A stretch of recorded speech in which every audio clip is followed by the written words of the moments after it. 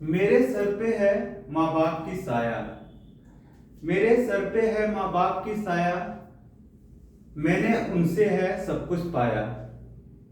मेरे सर पे है माँ बाप की साया, मैंने उनसे है सब कुछ पाया। चाहे खुद भूखे पेट सोया, लेकिन हमें कभी ना भूखा सुलाया। नमस्कार, इस नए साल में इस खूबसूरत शायरी के साथ मैं नितेश स्वागत करता हूं आप लोगों को मेरे अपने YouTube channel triple A mathematics classes में। आप लोगों को नए साल की ढेर सारी शुभकामनाएं।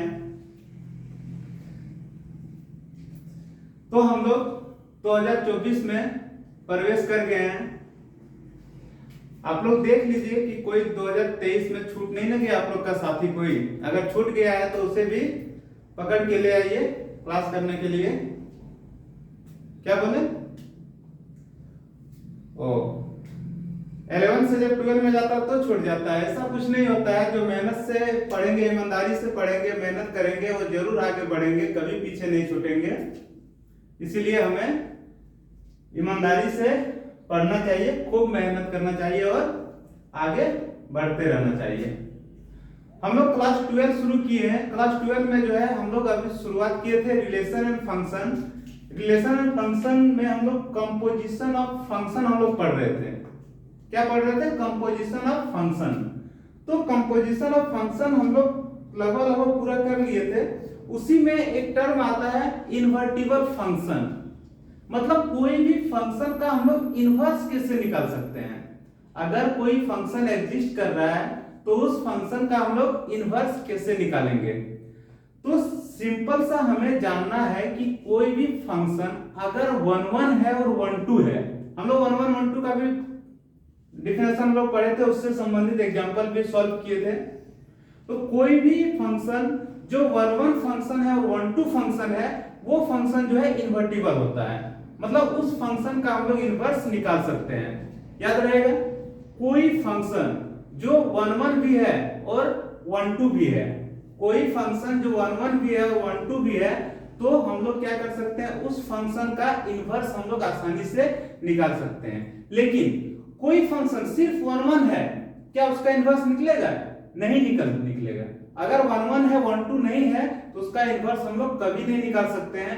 अगर कोई फंक्शन 1 2 है और 1 1 नहीं है तो भी हम लोग किसी भी कंडीशन में हम लोग उस फंक्शन का इन्वर्स जो है वो नहीं निकाल सकते हैं। इन्वर्स कोई भी फंक्शन का इन्वर्स निकालने के लिए हमें क्या चाहिए कि वो फंक्शन जो है 1 1 भी होना चाहिए और 1 2 भी होना चाहिए। समझ में आ गया? अगर हम उसे कंपोजिशन के रूप में अगर जानना चाहे तो कंपोजिशन के रूप में देखिए कैसे होता है। मान लीजिए एक फंक्शन f है x से y में। मान लीजिए एक फंक्शन f है x से y में, is defined to be invertible if there exists a function g such that y to x। एक फंक्शन है f एक फंक्शन है x से y में। ये जो है इन्वर्टिबल के रूप में तब डिफाइन हो सकता है जब एक और फंक्शन एग्जिस्ट करेगा g कहां से, y से x में, such that g composition fx equal to x and f composition gy equal to y, then the function g is called inverse of f and is denoted by f inverse। समझ में आया? क्या कह रहा है कि कोई एक फंक्शन है, कोई एक फंक्शन है f उसका नाम है, वो कहां से कहां तक है, सेट x से सेट y में है। एक फंक्शन है सेट x से सेट y में। तब एक दूसरा फंक्शन जो है एग्जिस्ट करता है, उसका नाम हम लोग g दिए। कहां से? एक f फंक्शन था वो x से y में है, तो एक दूसरा फंक्शन एग्जिस्ट करता है g, जिसका नाम दिए हम लोग कहां से कहां था, y से x में। सच दैट वो कैसा फंक्शन है, सच दैट अगर हम लोग g और f का कंपोजिशन निकालेंगे तो x के बराबर आएगा। x कहने का मतलब identity of x and f composition g अगर हम लोग निकालेंगे तो y के बराबर आएगा। y कहने का मतलब आइडेंटिटी ऑफ y। अगर g composition fx equal to x आया और f composition gy equal to y आया तो हम लोग कह सकते हैं कि दिया गया जो फंक्शन है वो फंक्शन इन्वर्टिबल फंक्शन है और उसको हम लोग डिनोट किससे करेंगे, तो f इनवर्स से। समझ में आ गया? तो एक लाइन में अगर समझना है तो समझना ये है कि एक फंक्शन दिया हुआ है x से y में, और उसी में एक दूसरा फंक्शन g एग्जिस्ट कर रहा है y से x में। कैसा फंक्शन है कि जब हम g और f का कंपोजिशन निकालेंगे, g कंपोजिशन fx तो x के बराबर आएगा, और f कंपोजिशन gy निकालेंगे तो अगर y के बराबर आ गया तो हम लोग कहेंगे दिया गया फंक्शन जो है वो इन्वर्टिबल है, और उसे हम लोग डिनोट करेंगे किससे, तो f इनवर्स से। समझ में आ गया? अगर कंपोजिशन से जानना चाहे तो हम लोग g o fx equal to x निकालेंगे, f o gy equal to y निकालेंगे। अगर ऐसा आ गया तो हम लोग कह सकते हैं ये जो g है वो f का इनवर्स है। कैसे? देखिए g f क्या है, x से y में, g क्या है, y से x में। अगर इस कंडीशन को फॉलो कर रहा है तो हम लोग कहेंगे g जो है वो इनवर्स है किसका, f का। देखिए स्टार्ट देके लिख दिए, if f is both 11 and 12 function then f is invertible. अगर ये फंक्शन 11 भी है और 12 भी है तो फंक्शन क्या होता है, इन्वर्टिबल होता है। इसी को उल्टा हम लोग कह सकते हैं कि अगर कोई फंक्शन इन्वर्टिबल है तो जरूरी है कि वो फंक्शन 11 होगा और 12 होगा। कोई दिक्कत किसी को? तो अगर ऑब्जेक्टिव में पूछा जाए कभी भी इस तरह का सवाल कि कोई भी फंक्शन जो है इन्वर्टिबल कब होगा, और एक नंबर ऑप्शन दिया रहेगा कि वो फंक्शन 11 हो, और दूसरा ऑप्शन दिया रहेगा 12 है, तीसरा ऑप्शन दिया रहेगा बोथ 11 एंड 12, और चौथा दिया रहेगा neither 11 नॉर 12। तो ऑप्शन क्या होगा, आंसर सही क्या होगा, बोथ 11 एंड 12। ये जो दिख रहा है नंबर 3 ये होगा एग्जैक्ट आंसर, करेक्ट आंसर ये होगा। कोई भी फंक्शन इन्वर्टिबल कब होगा, जब वो फंक्शन 11 भी रहेगा और 12 भी रहेगा, तब उस फंक्शन का हम लोग इन्वर्स निकाल सकते हैं, वो फंक्शन जो है वो इन्वर्टिबल फंक्शन होगा। अगर कंपोजिशन का फार्मूला अगर अप्लाई करेंगे तो हम लोग देखेंगे कोई फंक्शन अगर x से y दिया हुआ है और एक दूसरा फंक्शन एग्जिस्ट कर रहा है y से x में, कैसा है, अगर g कंपोजिशन fx x के बराबर आया, x कहने का मतलब आइडेंटिटी ऑफ x, और f कंपोजिशन gy y के बराबर आया तो हम लोग कहेंगे जो f g जो है वो क्या है, f का इनवर्स है, उसे हम लोग डिनोट करेंगे f इनवर्स से। कोई दिक्कत किसी को? मिटा दें इससे। कुछ एग्जांपल हम लोग देखते हैं।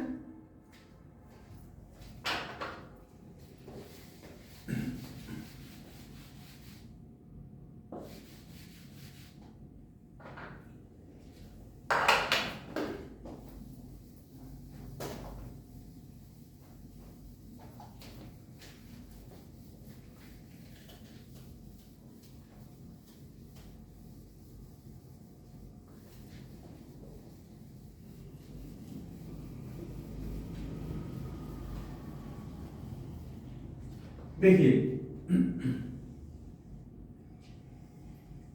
एक सेट A है, दूसरा सेट B है। एक सेट A है, दूसरा सेट B है। इसमें एलिमेंट है 1 2 3 4। इसमें एलिमेंट है A B C D। एक का देखिए रिलेशन A के साथ है, 2 का C के साथ है, 3 का D के साथ है, और 4 का B के साथ है। तो यहां पे हम लोग कह सकते हैं 1 जो है A से रिलेटेड है, 2 C से रिलेटेड है, 3 D से रिलेटेड है, और 4 जो है वो B से रिलेटेड है।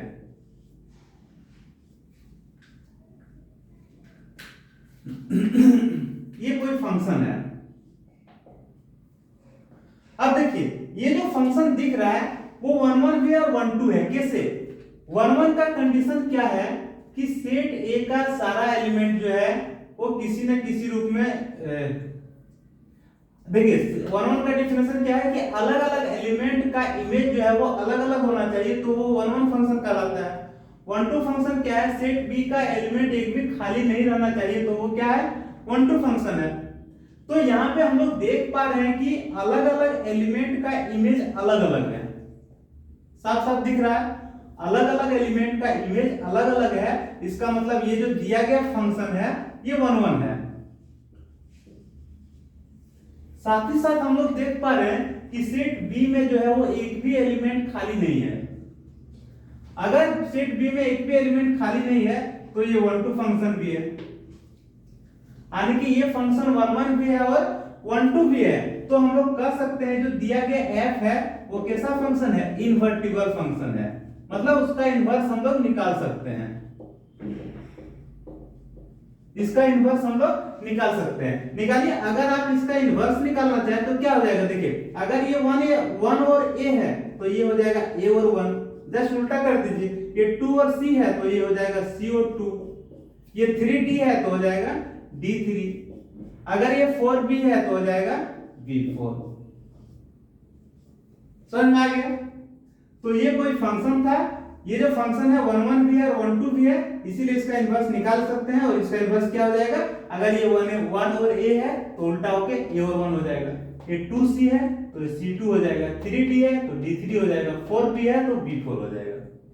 समझ में आ गया? कोई दिक्कत किसी को नहीं? आगे बढ़ते हैं।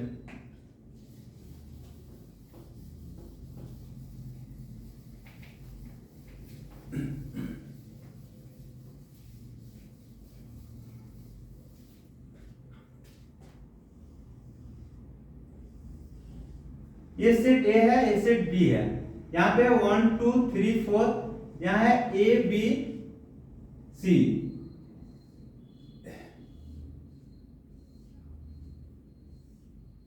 ये देखिए एक फंक्शन है किसमें, A से B में, एक फंक्शन है A से B में।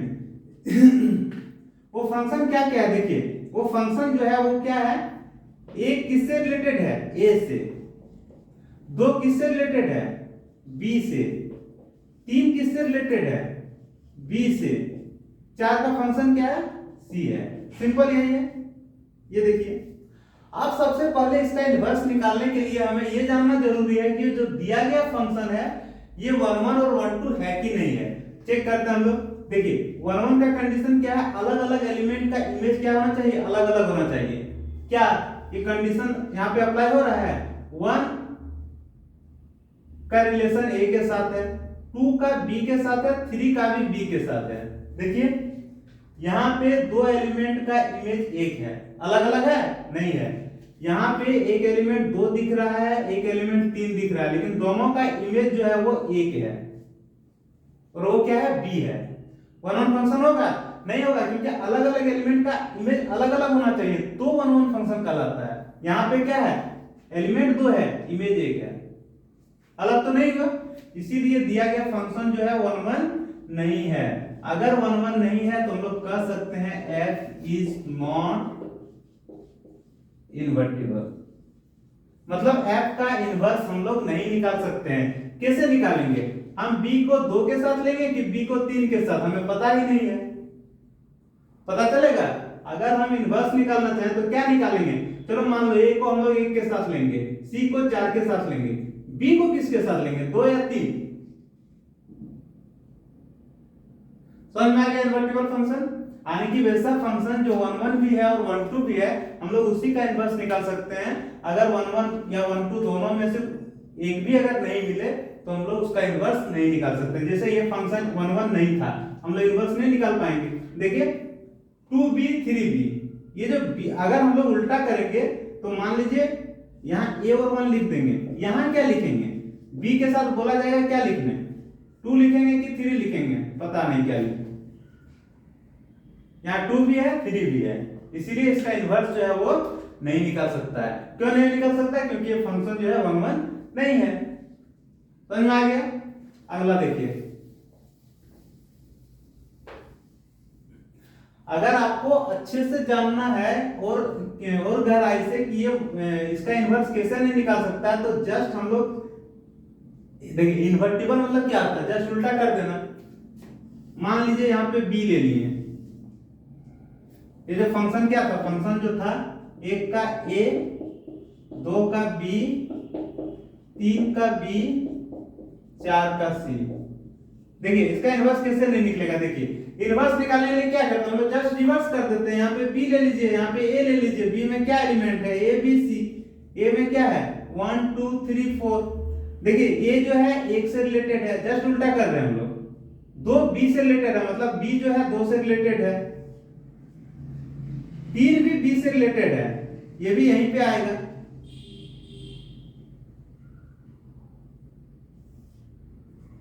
और ये यहाँ पे आएगा। अब देखिए सबसे पहले बोलिए, जब हम लोग इसको रिवर्स करते हैं, अगर हम लोग इसको रिवर्स कर रहे हैं बी से ए में, तो सबसे पहले ये फंक्शन ही नहीं होगा, ये जो है फंक्शन ही नहीं होगा। तो हम लोग इसे कैसे कर सकते हैं इन्वर्टिबल फंक्शन? कैसे? देखिए फंक्शन का डेफिनेशन क्या है कि कोई भी एलिमेंट का जो है सिंपल क्या बताते हैं, एक तीर निकलना चाहिए, याद है? यानी कि एक एलिमेंट का नंबर ऑफ इमेज जो है वो एक होना चाहिए। लेकिन यहाँ पे देखिए, यहाँ पे बी जो दिख रहा है इसका दो इमेज निकल गया, एक दो निकल गया, दूसरा तीन निकल गया, तो फंक्शन होगा? नहीं होगा। अगर फंक्शन ही नहीं होगा तो इन्वर्टिबल फंक्शन कहां से होगा? समझ में आ गया? ये जो g है, जब फंक्शन ही नहीं है तो किसी का इनवर्स हो ही नहीं सकता है, तो इसे भी हम लोग कर सकते हैं। ठीक है, सिंपल सा भाषा में क्या है कि कोई फंक्शन 1 1 है और 1 2 है, दोनों है तो इन्वर्टिबल है, नहीं है तो इन्वर्टिबल नहीं है। कोई दिक्कत? एक और एग्जांपल लेते हैं।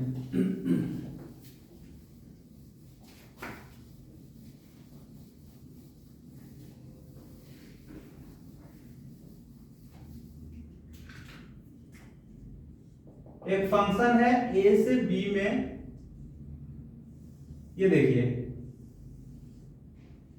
a है b है 1 2 3 4 और यहां पे दे दिया 10। ये देखिए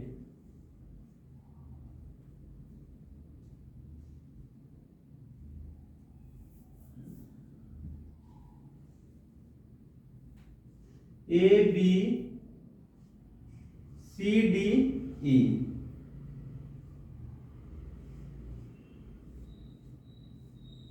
ये देखिए एक फंक्शन है f दिया हुआ है, क्या है? एक का रिलेशन a के साथ है, दो का रिलेशन एक का रिलेशन किसके साथ है? b के साथ है, दो का a के साथ है, तीन का c के साथ है, चार का e के साथ है, ये दिया हुआ है। अब पूछ रहा है क्या इसका इन्वर्स हम लोग निकाल सकते हैं? तो इन्वर्स निकालने के लिए हमें क्या चेक करना पड़ता है कि दिया गया फंक्शन 1 1 है और 1 2 है कि नहीं है। अगर कोई दिया गया फंक्शन 1 1 है और 1 2 है तो हम लोग कर सकते हैं कि ये जो फंक्शन इन्वर्टिबल फंक्शन है और इसका इन्वर्स हम लोग निकाल सकते हैं। यहाँ पे देखिए क्या ये फंक्शन 1 1 है? हाँ है। क्यों? क्योंकि अलग अलग एलिमेंट का इमेज अलग अलग दिख रहा है, अलग अलग एलिमेंट का इमेज, जैसे एक का इमेज b है, दो का इमेज a है, तीन का इमेज c है, चार का इमेज e है। अलग अलग एलिमेंट का इमेज जो है वो अलग अलग है, इसीलिए ये जो है 1 1 फंक्शन है। समझ में आ गया? 1 2 चेक करते हैं हम लोग। 1 2 का कंडीशन क्या है कि सेट बी में एक भी एलिमेंट खाली नहीं रहना चाहिए तो 1 2 फंक्शन होता है। लेकिन यहाँ पे देखिए एक एलिमेंट खाली है d किसी का इमेज ही नहीं है, मतलब d खाली है। 1 2 फंक्शन है? नहीं है, नॉट 1 2। तो 1 1 तो था लेकिन 1 2 नहीं था, जिसके कारण ये जो फंक्शन है वो इन्वर्टिबल नहीं होगा। ये फंक्शन जो है इन्वर्टिबल नहीं होगा। कोई दिक्कत? क्यों? क्योंकि ये फंक्शन 1 1 था लेकिन 1 2 नहीं था। तो समझ में आ गया इन्वर्टिबल होने के लिए क्या कंडीशन है कि कोई भी फंक्शन, जब वो फंक्शन 1 1 भी होगा साथ ही साथ 1 2 भी होगा तो हम लोग कह सकते हैं कि दिया गया फंक्शन जो है वो क्या है? इन्वर्टिबल फंक्शन है। और जब हम कंपोजिशन वाला लेकर के बनाएंगे तो हम लोग उस समय अलग कंसेप्ट यूज करेंगे। जैसे कोई फंक्शन f है x से y में, तो उस केस में कोई फंक्शन g एग्जिस्ट कर रहा है y से x में, जहां पे g कंपोजिशन fx x के बराबर है और f कंपोजिशन gy y के बराबर है, तो हम लोग कह सकते हैं कि दिया गया फंक्शन जो है इन्वर्टिबल फंक्शन है। उस केस में g जो था y से x वो क्या हो जाएगा? इन्वर्स हो जाएगा किसका? f का। कोई दिक्कत? उसका भी हम लोग एग्जांपल लेते हैं, इसको लिखना है, लिख लीजिए।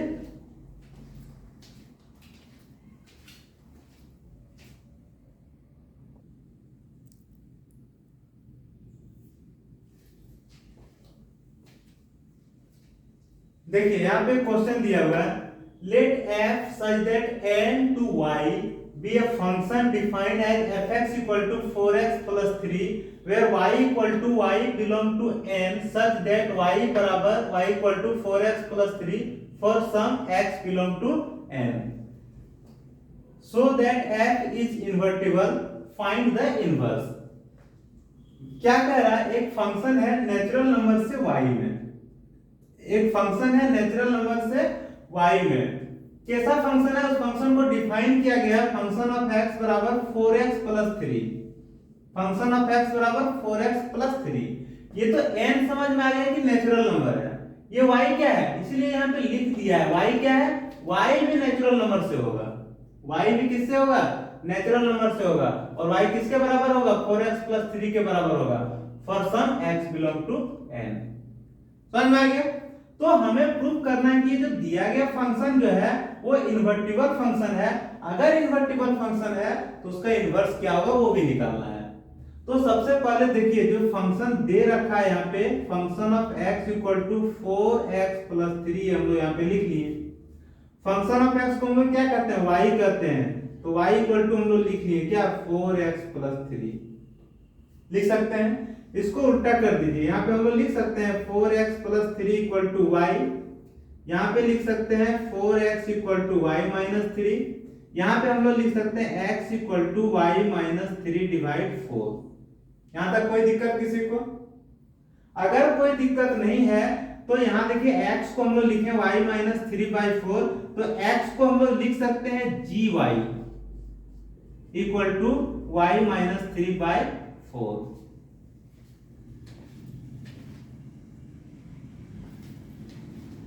क्या लिख सकते हैं, gy equal to y minus 3/4, क्योंकि देखिए अब जो है ये अभी तक जो फंक्शन ऑफ x था इसको हम लोग y करते हैं, y equal to 4x plus 3, इसको x के टर्म में हम लोग ले आए, x के टर्म में क्या ले आए, y माइनस 3/4, तो इधर देखिए y दिख रहा है, y वाला टर्म दिख रहा है, तो हम लोग मान लेंगे एक दूसरा फंक्शन g है जिसको हम लोग नाम क्या दे दिए, gy दे दिए, क्या दे दिए, gy दे दिए, और वो किसके बराबर है, तो y माइनस 3/4 के बराबर।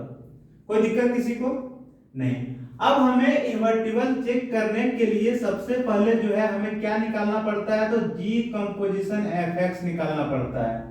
तो g कंपोजिशन fx होता क्या है, g into function of x होता है। यहां तक कोई दिक्कत नहीं।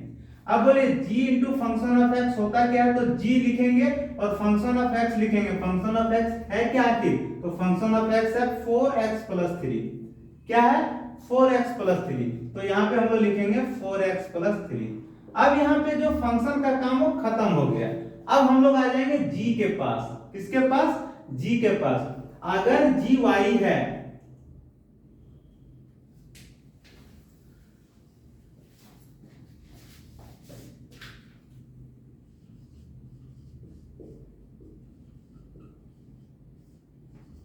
अगर gy है तो हम लोग लिखे y माइनस 3/4,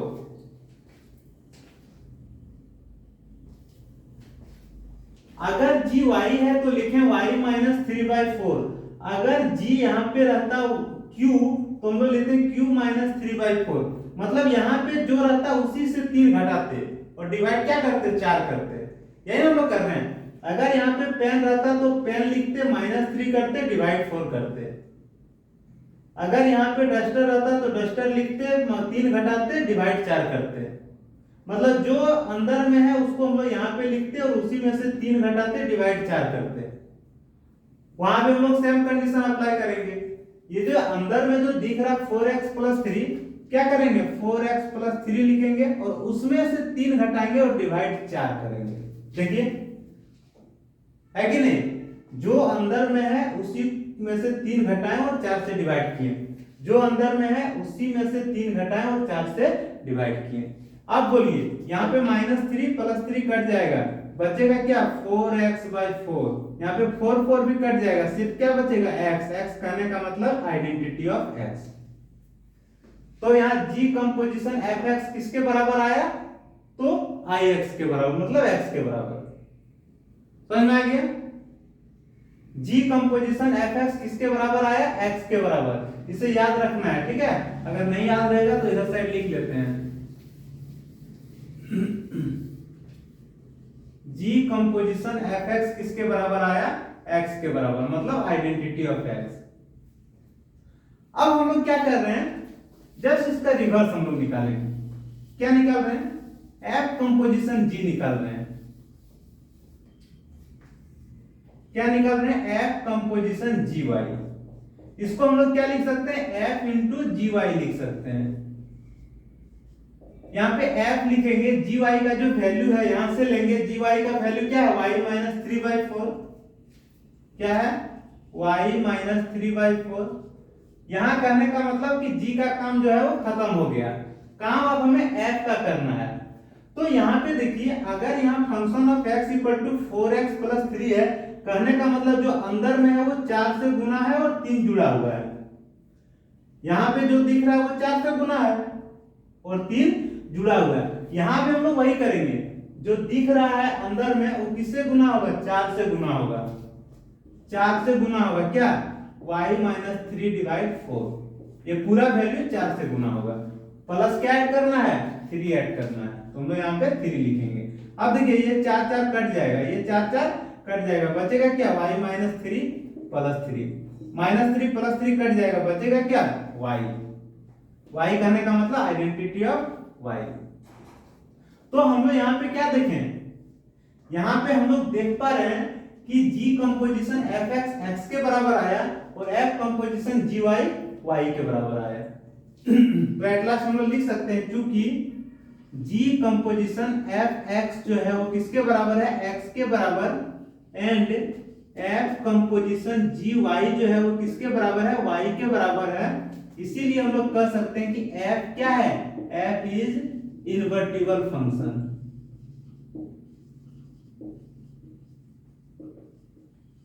f क्या है? इनवर्टिबल फंक्शन है। कोई दिक्कत? ये समझ में आ गया? अगर f इनवर्टिबल फंक्शन है, यहां पे लिख रहे हैं, ठीक है? अगर f इनवर्टिबल फंक्शन है तो f इनवर्स जो है वो किसके बराबर होगा? तो gy के बराबर, क्योंकि g तो f का इनवर्स होता है ना। gy क्या है?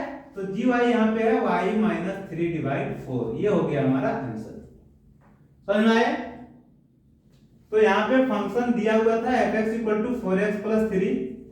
हमें प्रूव करना था दिया गया फंक्शन जो है इनवर्टिबल फंक्शन है। हम लोग क्या किए? फंक्शन ऑफ x को y करते हैं, y equal to 4x plus 3। इसको हम लोग चेंज करके x के टर्म में ले आए, x equal to y minus 3/4। क्योंकि यहाँ y है इसलिए फंक्शन होगा gy, जिसका नाम हम लोग g दे दिए, gy। इसका वैल्यू हो जाएगा y माइनस 3/4। हमें कंपोजिशन आता है फंक्शन का कंपोजिशन निकालना है। तो हम लोग एक बार क्या किए? g कंपोजिशन fx निकालें तो देखें कि वो x के बराबर आ रहा है। दूसरा हम लोग f कंपोजिशन gy निकालें तो हम लोग देख रहे हैं कि y के बराबर आ रहा है। अगर g कंपोजिशन fx x के बराबर है और f कंपोजिशन gy y के बराबर है, तो हम लोग आसानी से कर सकते हैं कि दिया गया फंक्शन जो है इनवर्टिबल फंक्शन है। और उस केस में जो f का जो इनवर्स होता है वो g के बराबर होता है। g ही f का इनवर्स होता है, इसलिए f इनवर्स जो होगा वो gy होगा। और gy हम लोग यहाँ निकाल के रखे हैं y माइनस 3/4। क्या आ जाएगा? y minus 3/4। समझ में आ गया? कोई दिक्कत किसी को? लिखिए, अगला क्वेश्चन लिखते हैं।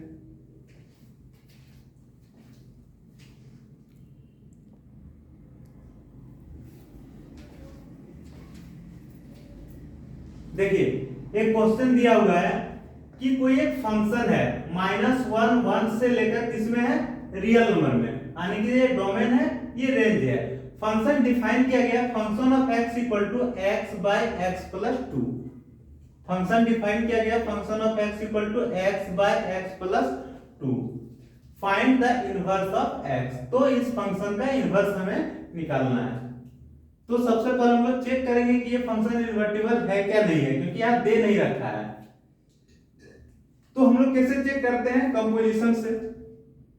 अगर कोई फंक्शन f अगर दिया हुआ है तो हम लोग मान लेते हैं कोई दूसरा फंक्शन g एग्जिस्ट कर रहा है, जहां पे g कंपोजिशन fx जो है x के बराबर है और f कंपोजिशन gx जो है वो gy जो है y के बराबर है। तो उस केस में f जो है इनवर्टिबल फंक्शन होता है, g जो होता है f का इनवर्स होता है। तो यहाँ पे देखिए क्या दिया है? फंक्शन दे रखा है, फंक्शन ऑफ x दे रखा है x बाय x प्लस 2। हम लोग फंक्शन ऑफ x को y करते हैं, y इक्वल टू हो जाएगा x बाय x प्लस 2, है कि नहीं? यहाँ पे हम लोग लिख सकते हैं, इसके नीचे कुछ नहीं है तो 1 है, 1 को x से गुना करेंगे x आएगा y को x से गुना करेंगे तो yx आएगा, y को 2 से गुना करेंगे क्या आएगा 2y आएगा। ये x है, ये yx को इधर लाएंगे तो -yx हो जाएगा, यहाँ पे 2y हो जाएगा। यहाँ पे देखिए अगर x को हम लोग कॉमन लेंगे तो क्या हो जाएगा 1 - y हो जाएगा इक्वल टू 2y हो जाएगा। सिर्फ हम लोग यहाँ x को रखना चाहे तो क्या हो जाएगा 2y डिवाइड 1 - y होगा कि नहीं। अगर हम लोग सिर्फ x को रखना चाहे तो क्या होगा 2y डिवाइड 1 - y। और ये जो x जो आया 2y डिवाइड 1 - y, इसी को हम लोग मान लिए gy, 2y डिवाइड 1 - y हम लोग इसी को मान लिए क्योंकि ये y के टर्म में आ गया तो इसीलिए इसको दूसरा फंक्शन नाम दे दिए। इसका नाम क्या दे दिए g नाम दे दिए, क्योंकि y के टर्म है इसलिए ये gy हो गया।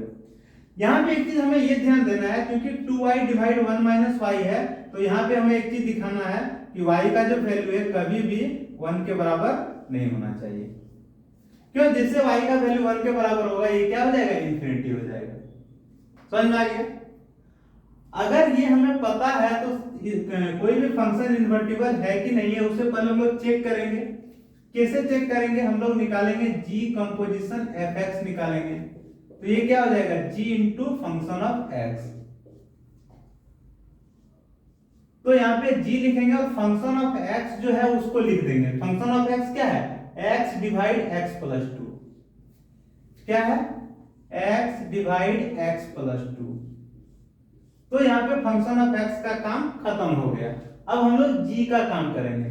तो यहाँ देखिए जहां y है वहां पे y लिखे, तो g के अंदर जो दिख रहा है ये वैल्यू y वो 2 से गुना है और यहाँ पे 1 में उसको घटाया गया है।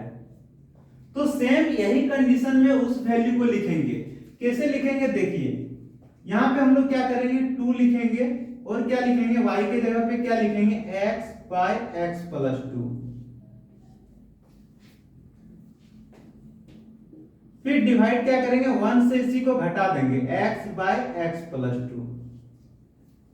समझ में आ गया। मतलब जो अंदर में जो वैल्यू था उसको पहले 2 से गुना किया और उसको नीचे 1 से घटा दिए, यही ना किए हम लोग। इसे देखिए हम लोग आगे कैसे सॉल्व करते हैं। 2 into x by x plus 2 divide, नीचे देखिए x प्लस 2 इसके नीचे कुछ नहीं तो 1 है, x प्लस 2 एलसीएम आ जाएगा। x प्लस 2 को 1 से गुना करेंगे तो x प्लस 2 बचेगा, यहाँ पे क्या हो जाएगा माइनस x होगा, होगा कि नहीं।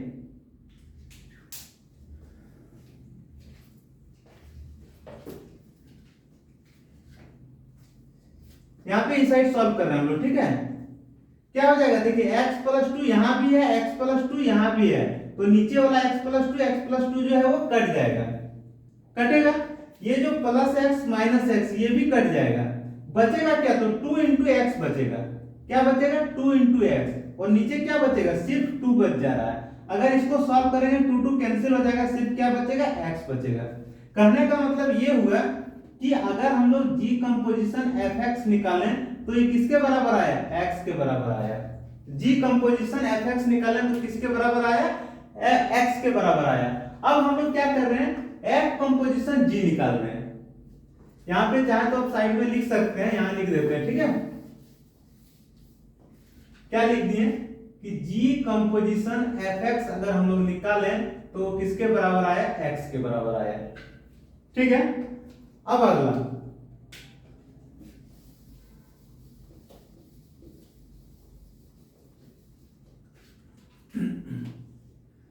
हम लोग f कंपोजिशन gy निकालेंगे। इसको हम लोग लिख सकते हैं f इंटू gy लिख सकते हैं। अब बोलिए f इंटू gy का जो वैल्यू है वो क्या है 2y डिवाइड 1 माइनस y, क्या है 2y डिवाइड 1 माइनस y। अब ये जो है g का काम खत्म हो गया। अब हमें किसका काम करना है f का काम करना है। अब हमें फंक्शन खोजना है, फंक्शन में क्या है तो फंक्शन ऑफ अगर x है तो यहाँ पे x है और यहाँ x प्लस 2 है, मतलब जो यहाँ पे वैल्यू है वो यहाँ और यहाँ है, तो यहाँ पे जो वैल्यू रहेगा अंदर जो वैल्यू है उसको ऊपर लिख देना है और नीचे उस वैल्यू को 2 जोड़ देना है, यही ना करना है। तो यहाँ पे हम लोग वही करने जा रहे हैं। ये जो 2y डिवाइड 1 माइनस वाई को लिख दिए और नीचे हम लोग क्या किए, इस वैल्यू में 2 जोड़ दिए। तो जो अंदर वैल्यू दिख रहा है 2y डिवाइड 1 माइनस वाई, इसमें क्या किए हम लोग 2 को जोड़ दिए।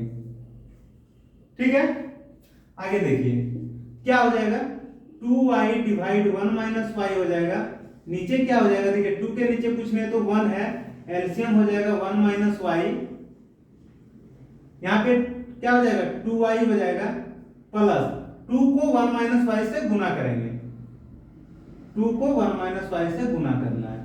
अब देखिए ये 1 माइनस वाई जो है वो कट जाएगा, कट जाएगा, बचेगा क्या, उसे हम लोग इधर लिख रहे हैं, ऊपर 2y बच जाएगा और नीचे क्या बचेगा 2y प्लस इस 2 को 1 से गुना करेंगे क्या हो जाएगा 2 होगा, इस 2 को माइनस वाई से गुना करेंगे क्या होगा माइनस 2y। यहाँ पे देखिए ये और ये जो है कट जाएगा, बचेगा क्या 2y डिवाइड 2। अगर 2y डिवाइड 2 बचा तो यहाँ 2 भी कट जाएगा, सिर्फ क्या बचेगा y बचेगा, सिर्फ क्या बचेगा y बचेगा। तो हम लोग यहाँ देख पा रहे हैं कि जब हम लोग f कंपोजिशन gy निकाल रहे हैं तो किसके बराबर आ रहा है, y के बराबर आ रहा है कि नहीं। मिटा दें इसे, समझ में आ गया।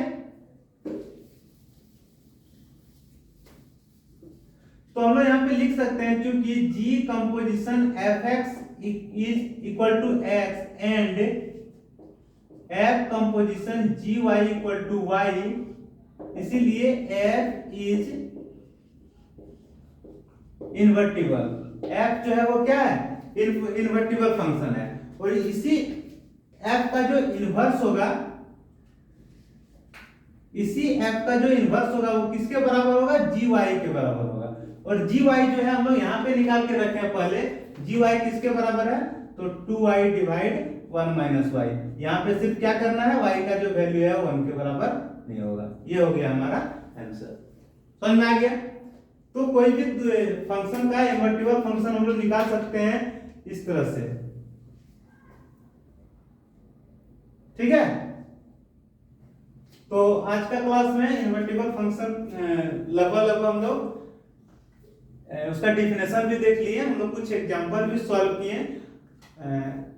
अगला क्लास में हम लोग कंपोजिशन और इन्वर्टिबल ये दोनों का मिक्स एग्जांपल हम लोग सॉल्व करेंगे, फिर हम लोग जो है बाइनरी ऑपरेशन पढ़ेंगे, अगला चैप्टर है। ठीक है, इस क्लास को हम लोग यहीं पे खत्म करते हैं, मिलते हैं अगले क्लास में। Bye bye, good night, take care.